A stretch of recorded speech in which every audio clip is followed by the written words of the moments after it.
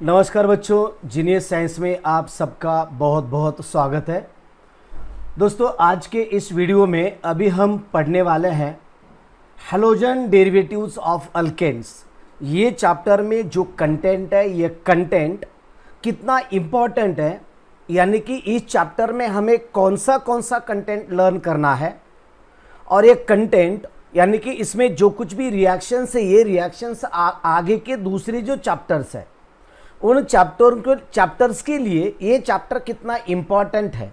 लेकिन यानी कि halogen derivative versus other chapters, यानी कि ऑर्गेनिक केमिस्ट्री का हमारा जो फर्स्ट पेपर ऑर्गेनिक केमिस्ट्री का एक चैप्टर, ये 10th नंबर का चैप्टर, और दूसरे जो बाकी के चैप्टर ये पूरे कंपैरिजन के साथ में अभी आपको यहाँ बताने वाला हूँ, क्योंकि ये चैप्टर बहुत इम्पॉर्टेंट है, बहुत महत्वपूर्ण है। अगर आप इस चैप्टर का डिटेल में प्रिपरेशन करते हैं, अच्छी तरह से प्रिपरेशन करते हैं, तो आपको आगे के चैप्टर लर्न करने में, पढ़ाई करने में बहुत इजी जाते हैं।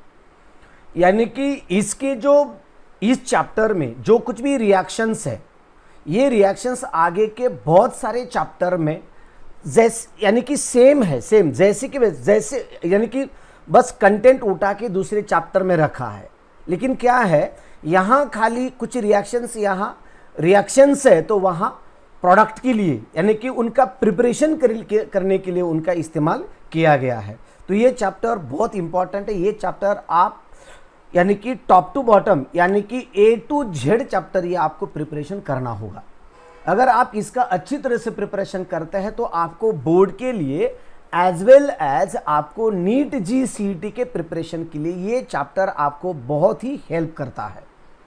इसलिए मैं आपको इस चैप्टर का पूरा कंटेंट और वो कंटेंट किस तरह से हमें प्रिपेयर करना है, इसके बारे में अभी मैं आपको बता रहा हूँ। ओके, तो चलो, तो जो बच्चे अभी थोड़ा सा प्रॉब्लम आया था, नेटवर्क का प्रॉब्लम था, अभी थोड़ा सा इधर प्रॉब्लम चालू है, क्योंकि दोपहर में बहुत सारे लोग लाइव आते हैं, बहुत सारे लोग इंटरनेट का वगैरह काम अपना जो घर के रहते हैं वो करते रहते हैं, इसलिए थोड़ा सा नेटवर्क का प्रॉब्लम आ रहा है। ओके, तो चलो, ये तो चलता ही रहता है, इसके ऊपर हमें ठहरने से नहीं चलता। ओके, तो चलो, ये मैंने इसके पहले जो मैंने वीडियो लिया था, ये वीडियो में मैंने आपको ये क्लासिफिकेशन के बारे में बहुत अच्छी तरह से आपको बताया था, यानी कि हैलोजन डेरिवेटिव्स का क्लासिफिकेशन किस तरह से करते हैं।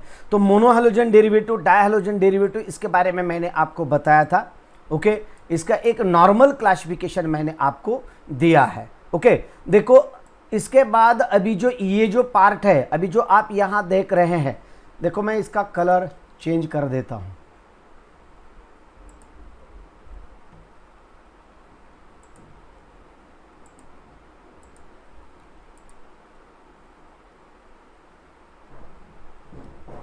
ओके, ये देखो, इस तरह से ये फर्स्ट चैप्टर है हमारा।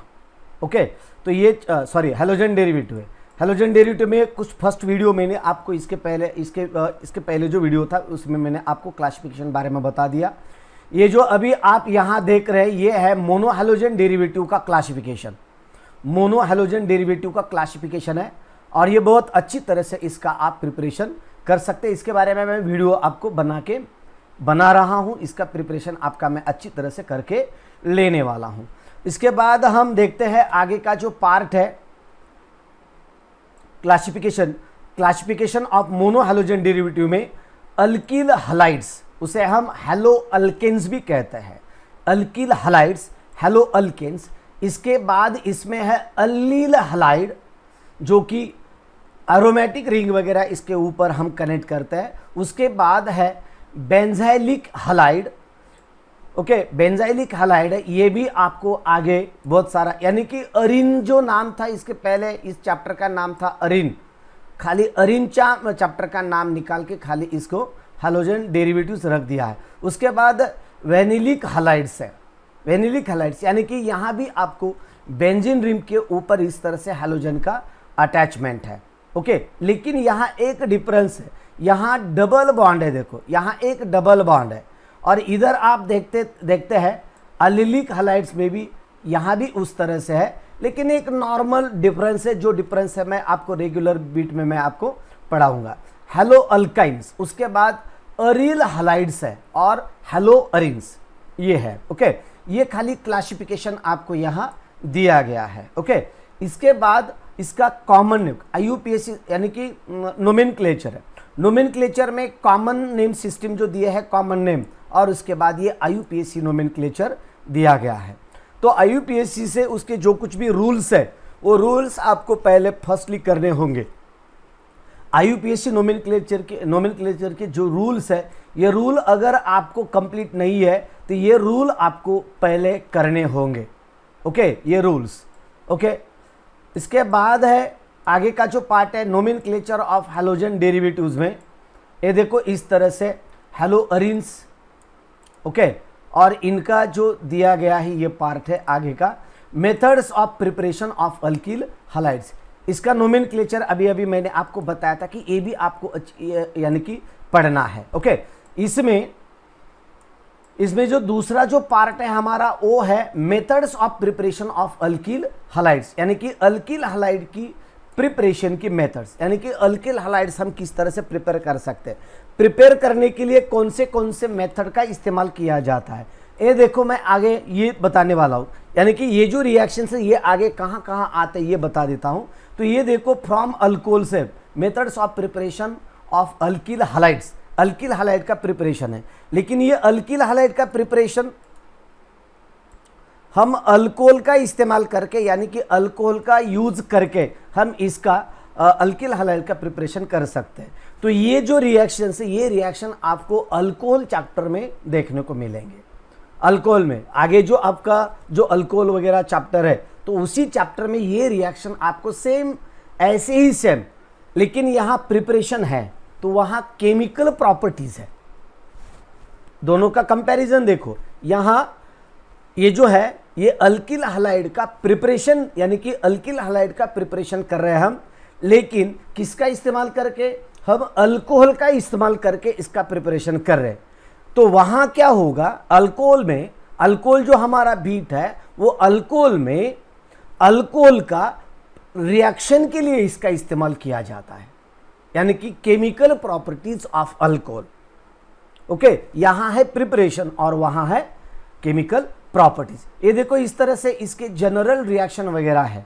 ये देखो इस तरह से alkyl halide bye using the halogen acids, halogen acid और हाइड्रोजन हैलाइड्स, इनका इस्तेमाल किया जाता है वहाँ प्रिपरेशन के लिए। ओके, और आगे जो पार्ट है आगे क्या है देखो, then next one by using the phosphorus halide. बहुत अच्छी तरह से इसके केमिकल रिएक्शंस है, मैंने बहुत अच्छी तरह से इसका प्रिपरेशन करके रखा है, मटेरियल मेरे पास ऑलरेडी है। तो ये देखो addition of hydrogen halide to alkene, यहाँ मार्कोनिकॉप्स रूल का इस्तेमाल किया जाता है। मार्कोनिकॉप्स रूल, इसे हम परऑक्साइड इफेक्ट भी कहते हैं, परऑक्साइड इफेक्ट भी कहा जाता है। और इसके बाद आगे है एंटी मार्कोनिकॉप्स रूल, ये रहा मार्कोनिकॉप्स रूल। इसके बाद आएगा एंटी मार्कोनिकॉप्स रूल। इस तरह से ये देखो हैलोजन एक्सचेंज की रिएक्शन है। Okay, halogen exchange. उसके बाद सैंडमेयर, ये देखो इलेक्ट्रोफिलिक सब्स्टिट्यूशन रिएक्शन है। उसके बाद Sandmeyer's electrophilic substitution reaction.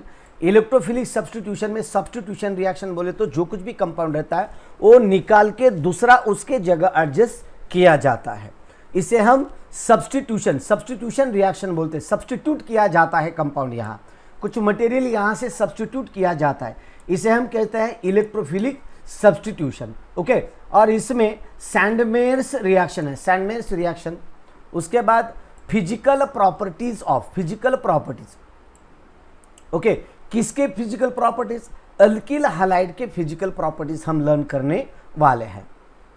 Physical properties किसके, अल्किल हैलाइड के। और अल्किल हैलाइड के फिजिकल प्रॉपर्टीज होने के बाद उसके बाद हम देखते हैं उसके बाद इसका केमिकल प्रॉपर्टीज वगैरह। लेकिन यहाँ क्या है, नेचर ऑफ इंटरमॉलिक्यूलर फोर्सेस। यहाँ फिजिकल प्रॉपर्टीज में नेचर ऑफ इंटरमॉलिक्यूलर फोर्सेस के बारे में पढ़ते हैं।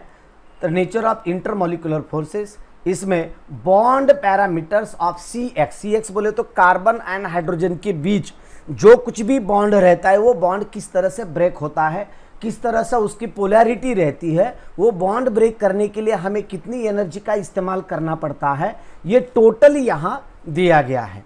यानी कि bond parameters of CX bond. CX बोले तो कार्बन हैलोजन बॉन्ड है। ओके, और इसके बाद है देखो फिजिकल प्रॉपर्टीज में आपको बता रहा हूं। तो ये देखो बॉइलिंग पॉइंट। बॉइलिंग पॉइंट बोले तो अल्किल हैलाइड का बॉइलिंग पॉइंट किस तरह से कम होता है, किस तरह से ज़्यादा होता है।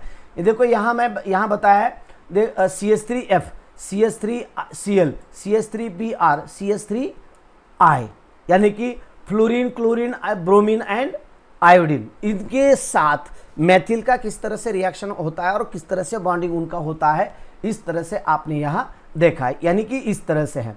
दी बॉइलिंग पॉइंट, बॉइलिंग पॉइंट बोले तो जो अल्किल हैलाइड हम इस्तेमाल करते हैं उनका बॉइलिंग पॉइंट आपको यहाँ पूछा जाता है। बॉइलिंग पॉइंट बोले तो अगर उनको हीट देने के बाद वो बॉइल हो जाते हैं, लेकिन बॉइल होने के लिए उनको जो कुछ भी टेम्परेचर हम सप्लाई करते हैं, तो टेम्परेचर सप्लाई करने के बाद CH3F का, यानी कि methyl fluoride, methyl chloride, methyl bromide, okay, और उसके बाद मेथिल आयोडाइड, एक एग्जाम्पल के तौर पर इनका जो कुछ भी बॉइलिंग पॉइंट रहता है, ये बॉइलिंग पॉइंट आपको यहाँ दिया गया और ये आपको अच्छी तरह से ये भी प्रिपेयर करना है। यानी कि हमें पता चलेगा, ये पढ़ने के बाद आपको पता चलेगा कि जो कुछ भी अल्कोहल रहेगा, अल्कोहल के साथ जो कुछ भी हैलोजन हम रिएक्ट करेंगे, तो रिएक्ट करने के बाद उनका जो कुछ भी बॉइलिंग होने की जो प्रोसेस रहती है, बॉइलिंग यानी कि किस तरह से उनका बॉन्ड ब्रेक होता है, किस तरह से उनका जो बॉइल होने की उनकी जो टेंडेंसी रहती है, आपको इस तरह से ये बीट में से आपको पता चलेगा। ओके, इसके बाद ये देखो डिफरेंट एग्जांपल्स आपके लिए दिए गए हैं। तो इसमें है हेलो अल्केन्स बॉइलिंग पॉइंट, यानी कि CH3Cl का बॉइलिंग पॉइंट है, एथिल क्लोराइड का बॉइलिंग पॉइंट दिया है, प्रोपिल क्लोराइड का बॉइलिंग पॉइंट दिया गया है, ब्यूटिल क्लोराइड का भी दिया है। तो इस तरह से इनका बॉइलिंग पॉइंट आपको दिया गया है। ओके, ये रहा ये पॉइंट। आगे का है सोलबिलिटी। सोलबिलिटी बोले तो जो कंपाउंड है, जो कंपाउंड जिस अगर दूसरे कंपाउंड में वो किस तरह से सोलबिलिट होता है, किस तरह से सोलबिलिटी उसकी बढ़ती है, इंक्रीज होती है, डिक्रीज होती है, इस बारे में आपको यहाँ देखने को मिलेगा, लर्न करने को मिलेगा। Okay, solubility. सोलबिलिटी बोले तो मोनो डाई ट्राई जो रहते हैं, मोनो डाई ट्राई टेट्रा जो हैलाइड्स है, और उनका किस तरह से उनकी सोलबिलिटी रहती है वो भी, और इस तरह से जो आपको यहाँ बेंजीन रिंग दी गई है। ओके, तो इनका बेंजीन के ऊपर किस तरह से यानी कि हैलोजन का जिस तरह से अटैचमेंट होता है, उनकी पोजीशन रहती है, ऑर्थो मेटा पैरा पोजीशन रहती है, और जैसे उनकी पोजीशन बदलती है वैसे उनका बॉइलिंग पॉइंट भी बदल जाता है। ये देखो यहाँ एग्जांपल दिया है, ये Cl3 है, Cl है, क्लोरीन क्लोरीन है, इसका बॉइलिंग पॉइंट है। जब इस तरह से अरेंजमेंट आती है तो 400 यानी कि 453 है, उसका मेल्टिंग पॉइंट 256 है। यानी कि अगर दूसरी पोजीशन पे ortho Meta and para position पे जैसे जैसे वो बदल जाएगा, वैसे वैसे उनके बॉइलिंग पॉइंट में भी बदल होता है और मेल्टिंग पॉइंट में भी बदल होता है। यानी कि ये physical properties of alkyl halides, इस तरह से इनमें बदल होता है। ओके, और आगे जो है optical isomerism in halogen derivatives. Optical isomerism बोले तो ऑप्टिकल आइसोमेरिज्म बोले तो यानी कि उनका जो कुछ भी एक मॉलिक्यूलर फार्मूला रहता है, केमिकल फार्मूला रहता है, उनके ऊपर जो पोजीशन रहता है, पोजीशन के ऊपर उनका रिएक्टिविटी हो या उनका डेविएशन हो, बदल जाता है। ये ऑप्टिकल आइसोमेरिज्म यानी कि ऑप्टिकल एक्टिविटी है। ये हम देखने वाले, ये भी बहुत अच्छी तरह से मैं आपको पढ़ाऊंगा, आपको टेंशन लेने की ज़रूरत नहीं है। ओके, उसके बाद है नॉन सुपर इम्पोजेबल मिरर वगैरह किस तरह से रहते हैं, ये भी बताऊंगा मैं। ओके, ये भी आपको लर्न करना है। ओके, उसके बाद है प्लेन पोलराइजर लाइट। बच्चों, ये आपको मेरे दोस्तों, भाइयों, बहनों, बेटों, आप सब लोगों को ये प्लेन पोलराइजर लाइट ये आपको फिजिक्स में भी लर्न करना है। फिजिक्स में ऑप्टिकल जो ऑप्टिकल सेक्शन का हमारे जो चैप्टर है, वेव थ्योरी ऑफ लाइट होगा, इंटरफेरेंस वगैरह जो मटेरियल आगे का जो पार्ट है, उसमें ये आपको वहाँ प्लेन पोलराइजर लाइट की डेफिनेशन पूछी जाती है ऑप्टिकल एक्टिविटी में। यानी कि उस चैप्टर में आपको प्लेन पोलराइजर लाइट का मतलब पूछा जाता है, डेफिनेशन पूछी जाती है। तो उस तरह से ये डेफिनेशन यहाँ भी है। यानी कि बहुत सारा मटेरियल फिजिक्स में भी है और उधर यानी कि केमिस्ट्री में भी है और उधर फिजिक्स में भी है। ओके, ये रहा ऑप्टिकल एक्टिविटी के बारे में। ऑप्टिकल, ये देखो ऑप्टिकल एक्टिविटी है। ओके, ऑप्टिकल एक्टिविटी ये फिजिक्स में आपको लाइट सेक्शन में बहुत अच्छी तरह से आपको काम आएगा। डेक्सो रोटेटरी, लियो रोटेटरी किसे कहते हैं, इसके बारे में भी आपको इसमें बताया गया है। आगे का पार्ट हम देखते हैं। इसमें देखो ये है चिरालिटी वगैरह, नॉन सुपर इम्पोजेबल मिरर्स और सुपर इम्पोजेबल मिरर्स, इस तरह से आपको इसमें कहा गया है। Okay, representation of configuration of molecules, और ये एनांशोमर्स, ये डिफरेंट टाइप के एनांशोमर्स दिए गए हैं। ये दिस फिशर प्रोजेक्शन फार्मूला, उसके बाद वेड्स फार्मूला है, ये इस तरह से आपको। उसके बाद हम देखने वाले ये हुए हमारे फिजिकल प्रॉपर्टीज। अब हम इसके देखने वाले हैं केमिकल प्रॉपर्टीज। केमिकल प्रॉपर्टीज में क्या है, laboratory test of hello alkanes. Laboratory बोले तो स्मॉल स्केल में इसका प्रिपरेशन किया जाता है, स्मॉल स्केल में यानी कि बहुत छोटे स्वरूप में। और large scale laboratory test of hello alkanes बोले तो छोटे स्केल में, स्मॉल स्केल में इनका प्रिपरेशन किया जाता है, टेस्ट लिया जाता है। और लार्ज स्केल बोले तो बहुत सारे कंपनियों में वगैरह इनका इस्तेमाल किया जाता है, इनका प्रिपरेशन किया जाता है, उन्हें हम लार्ज स्केल में इसका देखते हैं। ओके, तो ये रहा laboratory test of hello alkanes. उसमें nucleophilic substitution reactions of hello alkanes, nucleophilic substitution. Okay, nucleophilic बोले तो SN रिएक्शन इसमें हम देखते हैं। ये आगे का पार्ट मैं आपको बहुत अच्छी तरह से इसमें समझाने वाला हूँ। Okay, nucleophilic substitution reaction. लेकिन हम शुरू में देखते हैं कि ये चैप्टर में क्या क्या है और किस तरह से आपको यहाँ लर्न करना है।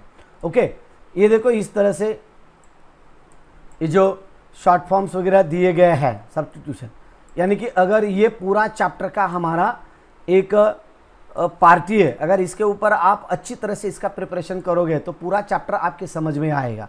ओके, पूरा चैप्टर का ये है, समरी है। ओके, उसके बाद ये देखो mechanism of SN1 reaction, SN में क्या है, SN nucleophilic substitution reaction. Okay, और SN1 रिएक्शन, SN2 रिएक्शन, ये है SN2 रिएक्शन। SN2 बोले तो biomolecular reaction, biomolecules. Okay, substitution.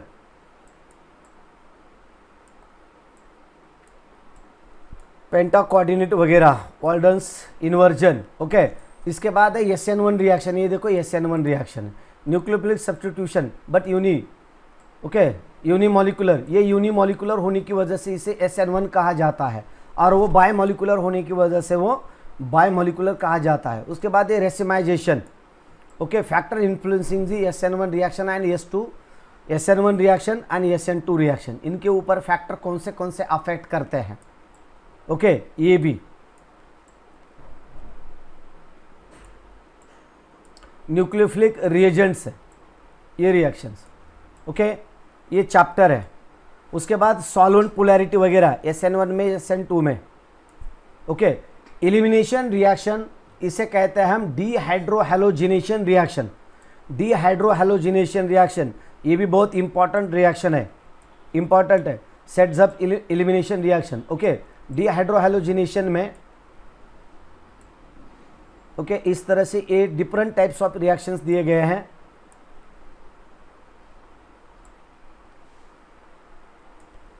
Okay, ये थोड़ा सा रनिंग में थोड़ा सा फास्ट ले रहा हूं मैं। ओके, रेगुलर में मैं आपको बहुत अच्छी तरह से पढ़ाने वाला हूं। ओके, ये डीहाइड्रोहैलोजिनेशन रिएक्शन, सेट्स एलिमिनेशन रिएक्शन। उसके बाद ये एलिमिनेशन वर्सेस सब्स्टिट्यूशन, दोनों का कंपैरिजन है। Nature of alkyl halides, strength and size of nucleophiles, वो रिएक्शन पे किस तरह से इम्पैक्ट करता है, अफेक्ट करता है। रिएक्शन कंडीशंस कौन से हैं। उसके बाद है reaction with active metals. Active metals बोले तो सोडियम के साथ इसकी रिएक्शन होती है, मैग्नीशियम के साथ भी रिएक्शन दी जाती है, और इसमें ग्रिग्नार्ड रिएजेंट की भी रिएक्शन, शायद वुड्स रिएक्शन भी इसमें है। ग्रिग्नार्ड रिएजेंट, ये देखो ये ग्रिग्नार्ड रिएजेंट है। तो इस तरह से ये डिफरेंट टाइप के रिएक्शंस है। ओके, उसके बाद है रिएक्शन ऑफ हैलोअरीन्स। हैलोअरीन्स की रिएक्शन जो मैंने आपको शुरू में कहा था, खाली नाम चेंज किया है, मटेरियल वही है, कुछ बदल नहीं है, मटेरियल वही है, नॉर्मल डिफरेंस दिया है, खाली कुछ नॉर्मल चेंजेस किए हैं। हैलोजन डेरिवेटिव्स इतना नाम रखा है, पहले चैप्टर का नेम था हैलोजन डेरिवेटिव ऑफ अल्केन्स, उसके बाद चैप्टर का नाम बदल दिया, halogen derivative of alkanes and arenes रखा गया। और अभी क्या किया है, चैप्टर का नाम खाली जो बड़ा नाम था अल्केन्स एंड अरीन, ये नाम निकाल दिए गए हैं, खाली 2 वर्ड्स, और खाली रखा है हैलोजन डेरिवेटिव्स। पुराने अगर आपके कोई दोस्त है उनके पास कुछ नोट्स है तो वो भी नोट्स आप इस्तेमाल कर सकते हैं। मैं तो देने ही वाला हूँ, मेरी जो नोट्स है, मैंने जो नोट्स बनाए पूरे यूनिक नोट्स है। मुझे तो लगता है कि पूरे महाराष्ट्र में भी ऐसे किसी के पास नोट्स नहीं है। जो नोट्स देने वाला हूँ वो नोट्स महाराष्ट्र में किसी के भी पास नहीं है। इतने लूसिड लैंग्वेज में और इतने सिस्टमैटिक है। ओके, इतने बहुत। ये देखो, ये वुड्स-पिटिक रिएक्शन है। ओके, वुड्स-पिटिक रिएक्शन, ये अरीन्स की रिएक्शन है। अरीन बोले तो इस तरह से जहाँ बेंजीन रिंग आती है उन्हें हम अरीन्स कहते हैं। ओके, उसके बाद आगे का पार्ट ये देखो, अरीन्स की रिएक्शन। ये बहुत अच्छी तरह से रिएक्शन है, बहुत ज़बरदस्त चैप्टर है ये। ओके, उसके बाद हैलोजिनेशन, इलेक्ट्रोफिलिक सब्स्टिट्यूशन है। हैलोजिनेशन सेम, ये खाली अरीन्स के बारे में है। ओके, वहाँ था अल्किल हैलाइड के बारे में। ओके, ये है अरीन्स का नाइट्रेशन वगैरह रिएक्शन से पूरे है। सल्फोनेशन भी रिएक्शन है। डाइक्लोरोमीथेन, ओके, देखो, use of environmental effect of some polyhalogen compounds के ऊपर किस तरह से इसका यानी कि रिएक्शन। ये फ्राइडल क्राफ्ट्स रिएक्शन है, सल्फोनेशन रिएक्शन, बहुत सिंपल रिएक्शन है ये रिएक्शन। उसके बाद है कार्बन टेट्राक्लोराइड, CCl4 है। ओके, कार्बन टेट्राक्लोराइड, इससे दूसरा भी नाम है कार्बन टेट्राक्लोरोमीथेन, ये भी नाम इसका है। ओके, इसमें आयोडोफॉर्म और ट्राई आयोडोमीथेन, यानी कि अभी तक आपने क्या देखा, मोनोहैलोजन डेरिवेटिव, उसके बाद डायहैलोजन डेरिवेटिव का एक पार्ट आता है। देखो, डायहैलोजन डेरिवेटिव्स, ये कार्बन टेट्राक्लोरोमीथेन, इसके ऊपर यानी कि 4 के 4 हाइड्रोजन निकल जाते हैं और वहाँ 4 क्लोरीन अटैच हो जाते हैं। ओके, अगर आप देखते हैं तो मोनो हैलोजन डेरिवेटिव, उसके बाद डायहैलोजन डेरिवेटिव, और उसके बाद ट्राइहैलोजन डेरिवेटिव, और उसके बाद टेट्राहैलोजन डेरिवेटिव। ये जो एग्जाम्पल अभी आप देख रहे हैं कार्बन टेट्राक्लोराइड का, ये टेट्राहैलोजन डेरिवेटिव में आता है। ओके, यानी कि, और उसके बाद ये आयोडोफॉर्म बोले तो ट्राइहैलोजन डेरिवेटिव का पार्ट है ये। ओके, इसके बाद ये फ्रेयॉन बोले तो हमारे फ्रिज में वगैरह आपको देखने को मिलता है। ओके, इस तरह से ये पार्ट है, थोड़ा सा इंपॉर्टेंट DDT का वगैरह मटेरियल है। ये चैप्टर बहुत इंपॉर्टेंट है। इस तरह से ये चैप्टर आपको मैंने इसका चैप्टर में क्या क्या मटेरियल है और किस तरह से इसका प्रिपरेशन करना है, ये मैंने आपको बहुत अच्छी तरह से यहाँ बताने की कोशिश की है। यानी कि कंटेंट दिया है आपको, ये कंटेंट है, और ये कंटेंट आपको थोड़ा सा एक डिफरेंट एंगल में इसका प्रिपरेशन करना होता है, जो ये चैप्टर के बहुत सारे रिएक्शन आगे के चैप्टर में भी आपको इम्पॉर्टेंट है। ओके, तो इस तरह से ये रहा एक्सरसाइज वगैरह। कुछ डाउट है, कुछ डिफ़िकल्टीज़ है तो मैं आपको इसके बारे में बाद में बताने वाला हूँ। इसके ऊपर हम चैप्टर भी कंप्लीट करने वाले। ये देखो अल्कोहल्स है, तो अल्कोहल में हैलोजन डेरिवेटिव के बहुत सारे रिएक्शन हैं। फिनॉल में भी अरीन्स के बहुत कुछ रिएक्शंस है, और ईथर में भी आपको वहाँ के वुड्स-पिटिक रिएक्शन वगैरह, वुड्स रिएक्शन आपको यहाँ देखने को मिलते हैं। तो इस तरह से मैंने आपको हैलोजन डेरिवेटिव्स में जो कंटेंट है, ये कंटेंट किस तरह से आपको प्रिपेयर करना है और किस तरह से इसके ऊपर रिएक्शंस इस चैप्टर में है, और आगे आपको किस तरह से इनका प्रिपरेशन करना है, इसके बारे में मैंने आपको बता दिया है। ओके, कौन सा प्रॉब्लम होता सर? ओके, थोड़ा सा नेटवर्कचा प्रॉब्लेम होता मित्रांनो, नेटवर्कचा प्रॉब्लेम आहे। ओके, सध्याला सगळीकडेच नेटचा प्रॉब्लेम चालू आहे। ओके, चला, काही अडचणी असतील तर कॉमेंट करू शकता।